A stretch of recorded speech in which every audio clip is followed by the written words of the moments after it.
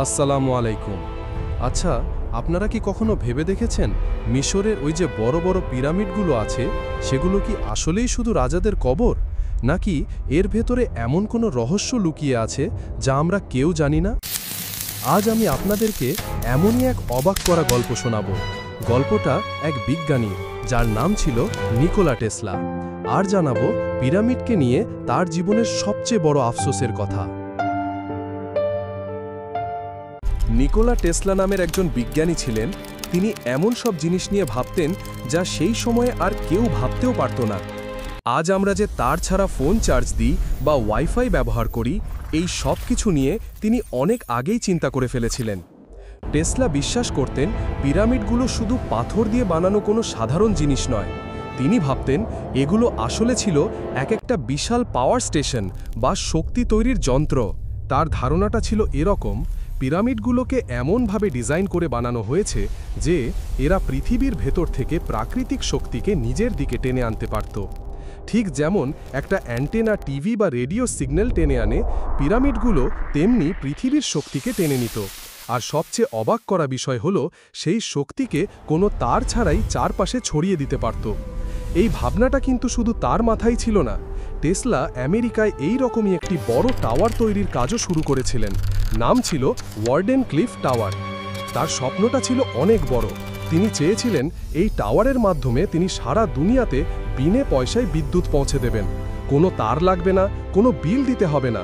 পৃথিবীর যে কোনো মানুষ ইচ্ছে মতো বিদ্যুৎ ব্যবহার করতে পারবে। আর এই স্বপ্নের পেছনে তার সবচেয়ে বড় উৎসাহ ছিল ওই পিরামিডগুলোই। কিন্তু দুঃখের বিষয় হলো, তার এই অসাধারণ ভাবনাটাকে সেই সময়ের ধনী লোকেরা গুরুত্ব দেয়নি। তারা হয়তো তার কথা বুঝতেই পারেনি।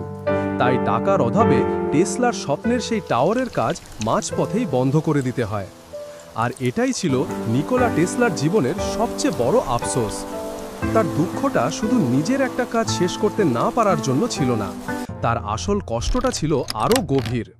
তিনি আফসোস করতেন এটা ভেবে যে হাজার হাজার বছর আগের পুরনো দিনের মানুষেরা যে জ্ঞানটা জানত, আমরা এই নতুন যুগের মানুষ হয়েও সেই জ্ঞানটাকে চিনতে পারলাম না। তিনি বিশ্বাস করতেন পিরামিডের আসল রহস্যটা যদি আমরা সেদিন জানতে পারতাম, তাহলে আমাদের আর কোনোদিন তেল, গ্যাস বা কয়লা নিয়ে চিন্তা করতে হতো না। আমাদের কাছে এমন শক্তি থাকতো যা কোনোদিনও শেষ হতো না।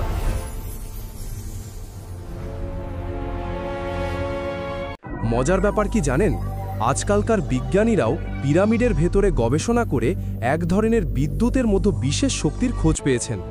তাদের এই আবিষ্কার শোনার পর মনে হয় টেসলার কথাগুলো হয়তো পুরোটাই সত্যি ছিল। তাহলে আসল ঘটনাটা কি? টেসলা কি সত্যিই কোনো হারিয়ে যাওয়া তাজেমনিকা জেনে ফেলেছিলেন? তার সেই একটা আফসোসের কারণে কি মানবজাতির বিশাল একটা সুযোগ চিরদিনের জন্য হারিয়ে গেল? এই প্রশ্নগুলোর উত্তর হয়তো আর কোনোদিনও জানা যাবে না।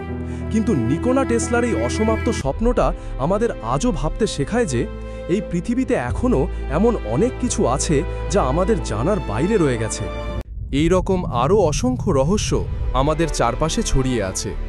সেই সব অজানা গল্প যদি জানতে চান, তাহলে আমার সাথে থাকুন। আমার চ্যানেল আব্দুস সালাম সাবস্ক্রাইব করে রাখুন। খুব তাড়াতাড়ি দেখা হবে নতুন কোনো রহস্যের সাথে।